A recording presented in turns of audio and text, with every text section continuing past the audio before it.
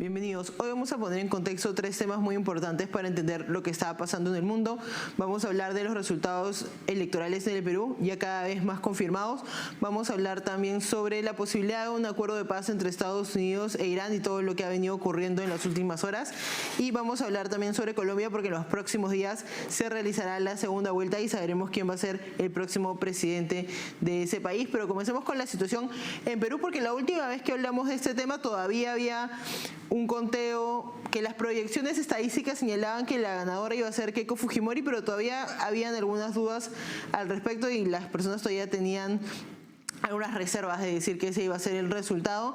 Han ido pasando los días, ya la diferencia de votos en ventaja de Keiko Fujimori es más de 40.000 votos, lo que parece una tendencia ya irreversible, y de la mano con eso han venido las actitudes de Juntos por el Perú y de Roberto Sánchez de recurrir a estrategias políticas y a estrategias legales. Políticas porque han comenzado a convocar marchas a nivel nacional para cuestionando un poco los resultados, señalando que habrían algunas dudas, alegando a algunos incluso que podría haber un fraude por un lado, y por el lado legal también tratando de anular mesas donde claramente ha sido beneficiada Keiko Fujimori con la mayoría de los votos. Estamos hablando principalmente de además mesas en la ciudad de Lima. Se ha cuestionado bastante el voto extranjero. Desde Juntos por el Perú han señalado que de repente los extranjeros, peruanos que viven en el extranjero no deberían votar en el Perú. Así que vamos a analizar todo esto porque ya con la ventaja de votos que tiene Keiko Fujimori, el resultado es virtualmente irreversible, y por otro lado también queda ver cómo va a iniciar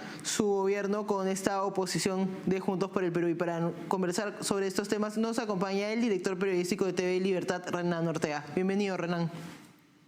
Hola, Araceli, gracias por la invitación, como siempre. En unos días ya seguramente todavía faltan algunas actas por ver en los jurados especiales. Se confirmará la victoria de Keiko Fujimori. Es una victoria mucho más amplia de lo que se esperaba inicialmente, porque también se había dicho que podía ser por 10.000, 15.000 votos, que era lo que parecía. Probablemente va a terminar siendo por bastante más. ¿Tú crees que termina siendo una victoria contundente o crees que por lo que ha pasado, digamos, en todo el proceso electoral, se va a dar pie a esta narrativa de que de repente los resultados no han sido un reflejo claro de la voluntad popular? A ver, yo creo que sí podemos hablar de un reflejo de la voluntad popular, más que en el pasado incluso, porque estamos hablando de que en este caso el ganador de la segunda vuelta, Keiko Fujimori, es también el ganador de la primera vuelta. Es decir, Keiko ganó la primera vuelta con una gran diferencia, y esta vez la segunda vuelta la ganará probablemente con incluso mayor margen que aquel margen con el que perdió en el 2021 contra Pedro Castillo. Ahora, debemos recordar, como ya hemos hablado antes, que la segunda vuelta no es necesariamente un referéndum sobre el apoyo de la población hacia determinado candidato, sino más bien suele ser un rechazo hacia la alternativa.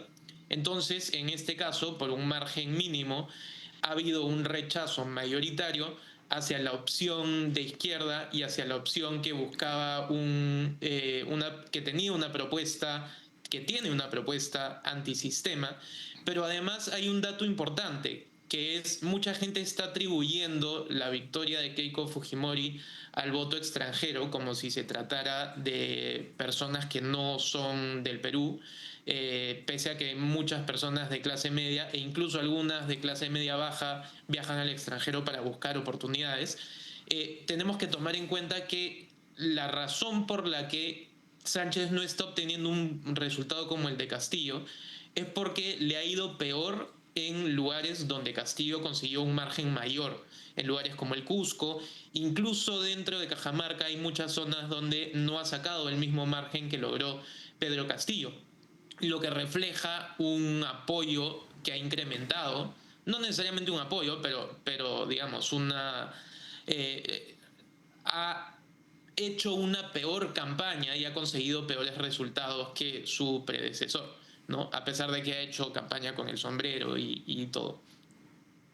Yo ahí quería apuntar dos cosas. Primero, con el tema del voto extranjero, que es importante entender que además que la mayoría de personas que votan en el extranjero son personas que han salido del Perú, digamos, en dos olas, ¿no? Durante el primer gobierno de Alan García, que fue la catástrofe económica del Perú, y tal vez durante el gobierno de Castillo, que nuevamente es mucho del capital peruano salió, con lo cual tiene bastante sentido que mayoritariamente vaya a favor de Keiko Fujimori y en contra de la opción de izquierda. Pero cuando uno entra justamente al análisis que tú haces, ves que la diferencia por la que ha ganado Keiko en el extranjero es bastante similar a la que tuvo con Pedro Castillo hace 5 años. Por el contrario, son las regiones en las que creo que Roberto Sánchez esperaba tener una mayoría más grande donde ha flaqueado, ¿no? Cajamarca. Se hablaba mucho del ausentismo en Lima, pero el ausentismo en regiones como Cajamarca, como Puno, como Cusco, y no solo que no hayan votado por Roberto Sánchez, sino que han votado en mayor medida por Keiko Fujimori, es un dato muy importante para entender lo que está pasando. ¿Por qué crees que buena parte del sur ha logrado... Keiko ha logrado, digamos, convencer a ese voto? Porque, digamos, para una opción como Keiko Fujimori, de derecha, además, recibir casi 100.000 votos en Puno, en regiones como el Cusco, donde en algunos distritos incluso ha ganado, es un logro bien interesante. ¿Qué crees tú que ha pasado para que estos resultados se den? Sí, yo creo que lo que ha pasado rebate una de las narrativas más fuertes, que es que Keiko Fujimori es como la candidata de las élites, mientras que Roberto Sánchez representa a los marginados, a las clases bajas y a los más vulnerables del país.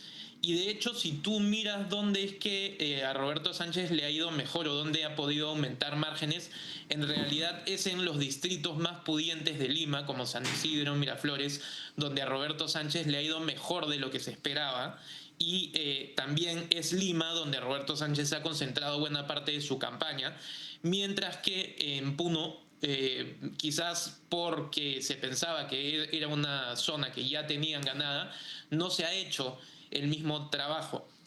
Además, recordemos que Pedro Castillo llegaba como una novedad, llegaba además con el respaldo de los profesores, mientras que Roberto Sánchez no es Pedro Castillo y llega con el antecedente de que con Pedro Castillo las cosas salieron mal y se hizo un golpe de Estado, pero no solamente se hizo un golpe de Estado, sino que económicamente las cosas no fueron bien. Se habla de una recuperación económica muy grande, Pedro Franque hablaba de una recuperación económica después del COVID, pero seguimos en niveles de pobreza que todavía no superan los niveles que teníamos pre-COVID.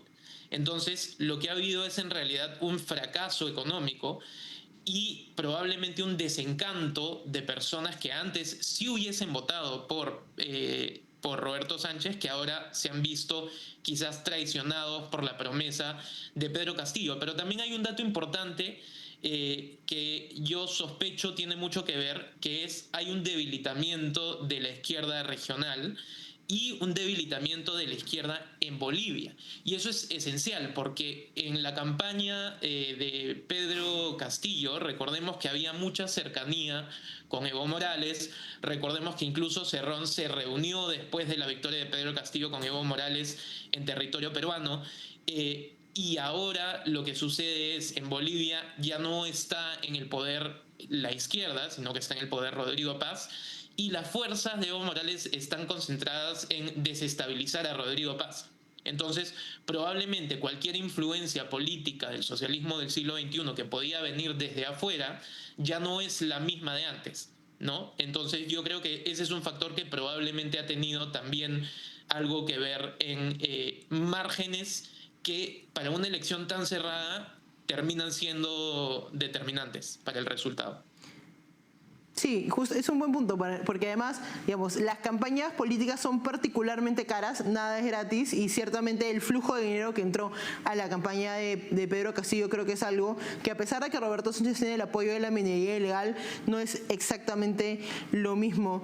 Roberto Sánchez ha hablado mucho de esta estrategia legal, digamos, de anular mesas, ha habido todo el problema porque no se pagaron las tasas. ¿Cómo ves tú esta estrategia que están teniendo de tratar de anular votos favorables a Keiko Fujimori? Yo creo que están intentando recurrir a tecnicismos. Dependiendo de la mesa hay distintos argumentos. Hay los argumentos de que hay, por ejemplo, presidentes de mesas que han presidido más de una mesa al mismo tiempo, cosa que tiene precedente. Hay otros argumentos de que la OMPE ha emitido ha hecho ciertos cambios para segunda vuelta que no se hicieron para la primera vuelta, cosa que también tiene precedentes. Digamos, todos son tecnicismos que si uno revisa el precedente del Jurado Nacional de Elecciones y el precedente de elecciones anteriores, uno debería presuponer que lo que ocurrirá será que no le darán la razón a Juntos por el Perú, o no deberían darle la razón a Juntos por el Perú, porque el criterio que se utiliza es que debe primar la voluntad de los votantes y el derecho a votar de los electores. Entonces, si por tecnicismos, que además no representan ninguna ilegalidad, se llegara a eliminar miles de votos, se estaría no solamente violando el derecho de múltiples personas, sino que se estaría haciendo algo que nunca se ha hecho en la historia en la historia reciente de las elecciones en el Perú. Entonces sería apartarse de un precedente por favorecer básicamente a un partido político que lo que quiere es revertir un resultado con márgenes muy cortos. Y creo que también hay que hablar, digamos, ya en positivo de lo que va a pasar con el próximo gobierno, porque, digamos, los paralelismos de lo que está pasando con Keiko Fujimori y con Alberto Fujimori son interesantes, no solo por la edad en la que asumen, digamos, la presidencia y el contexto, sino también porque, claro, Alberto Fujimori es el último presidente que entra al gobierno con la bicameralidad. Keiko regresa con la bicameralidad por primera vez después de muchos años. Uno de los momentos definitorios, digamos, de los primeros años de gobierno de Fujimori también es el fenómeno del Niño. Keiko va a enfrentar también un fenómeno del Niño bastante complicado, con un Congreso dividido, además, que es otro factor que tienen en común. ¿Cómo ves tú que podrían ser estos primeros meses de gobierno de Keiko Fujimori, entendiendo el contexto en el que va a asumir la presidencia del Perú? Yo creo que es un momento definitivamente histórico para el enfrentamiento que ha habido entre el antifujimorismo y el fujimorismo, que medio que ha definido la interacción política de los últimos años, y es por una sencilla razón. El mayor argumento en contra de Keiko Fujimori, más allá de los casos y las investigaciones que al final no han rendido ningún fruto, pese a que Keiko Fujimori estuvo presa, digamos, el mayor argumento en contra era el mandato de su padre. Y el fantasma de ese mandato era lo que perseguía una futura presidencia de Keiko Fujimori. Es decir, el miedo a que si Keiko llegaba a la presidencia, lo que terminaría ocurriendo es que repita lo mismo que hizo Alberto Fujimori en cuanto al cierre del Congreso, en cuanto a medidas más autoritarias y medidas más drásticas en contra de la violencia y el terrorismo, entre otras cosas. Entonces, ahora ya no habrá una sombra, sino que ya veremos lo que será un gobierno de Keiko Fujimori. Y dejará de ser la discusión sobre qué podría pasar si Keiko Fujimori a la presidencia va a ser lo mismo que su padre, sino que ya sabremos qué será un gobierno de Keiko Fujimori efectivamente. Entonces, esta es la oportunidad que tiene Keiko Fujimori y Fuerza Popular para demostrar que tienen efectivamente la fortaleza para llevar al Perú a la siguiente fase de crecimiento económico y a la siguiente fase de crecimiento en infraestructura, en educación, que se necesita para que el Perú dé ese salto, o que se enfrasquen en nuevamente otra batalla política con la oposición y que terminen no pasando nada y no haciéndose nada significativo. Ahora, lo del fenómeno del Niño y la composición del Congreso no son datos menores. Uno, porque la composición del Congreso no favorece a Fuerza Popular y puede haber mucho enfrentamiento para intentar llegar a consensos, y además el fenómeno del Niño se espera sea uno de los más fuertes de las últimas décadas, y por lo tanto décadas en las que el país no se ha preparado terminarán sobre los hombros de este gobierno y podrían ser utilizados por la oposición para decir que este gobierno no está haciendo las cosas bien, e incluso para promover censuras de ministros, como algunos periodistas y analistas ya están sugiriendo se podría hacer. Entonces, sí podría haber un camino donde va a haber mucha confrontación, pero esto ya depende de la voluntad política de los partidos que están hoy en el Congreso, especialmente de partidos como el de Jorge Nieto y probablemente también el partido de López Chau. Esos dos partidos serán determinantes para ver si realmente hay un compromiso porque el Perú avance o si más bien hay una cuestión ideológica, hay una cuestión más política que prima sobre el bienestar de la población.